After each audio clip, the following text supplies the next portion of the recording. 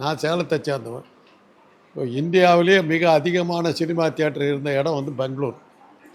பெங்களூருக்கு ஈக்குவலாக அதிகமான சினிமா தியேட்டர் இருந்த இடம் வந்து சேலம். சேலம்ல இப்போ தியேட்டர்ஸ் இல்லையா சார்? கம்மி ஆயிடுச்சா?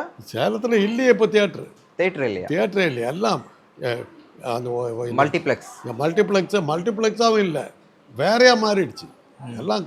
அதான் இது மாதிரி மால் மாதிரி மாறிடுச்சு, எல்லாம் மாறிடுச்சு. சார் என்ன காரணம் நினைக்கிறீங்க? சினிமா வீட்டுக்கு அதை தான் சினிமா வந்து சீரியல் எடுத்துக்கிச்சுங்க. வீட்டில் சினிமாவுக்கு போகலான்னு நான் ஏதாவது சொன்னேன்னா என் வீட்டில் வந்து இல்லை இன்றைக்கி சீரியலில் அந்த முக்கியமான சீன் வருது, இன்றைக்கி வேணால் இன்னொரு நாள் போகலாங்க. வீட்டில் சாப்பிட போனால் கூட சீரியல் நேரத்தில் போனாக்கா காஃபி கிடைக்க மாட்டேங்குதுங்க. வீட்டில் எல்லாம் அதில் உட்காந்துருக்காங்க, சீரியலில் ஆழ்ந்துட்டாங்க. சீரியலில் ஸ்டேக்கன் ஓவர். ஹாலிவுட் எப்படி விழுந்ததுன்றீங்க? உலகத்துடைய சினிமா தலைநகரம் ஹாலிவுட். இன்றைக்கி எம்ஜிஎம் இல்லை, 20th Century Fox இல்லை, யூனிவர்சல் இன்டர்நேஷ்னல் இல்லை, பேரமவுண்ட் இல்லை, வார்னர் பிரதர்ஸ் இல்லை, ஆர்கேஓ இல்லை, எல்லாம் எங்கே போச்சு? அந்த ஸ்டுடியோவில் என்னாச்சு? இன்றைக்கி எல்லாம் மூடியாச்சு.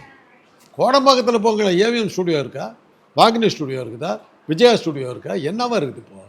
எல்லாம் என்னாச்சு? சினிமா எங்கே இருக்குது?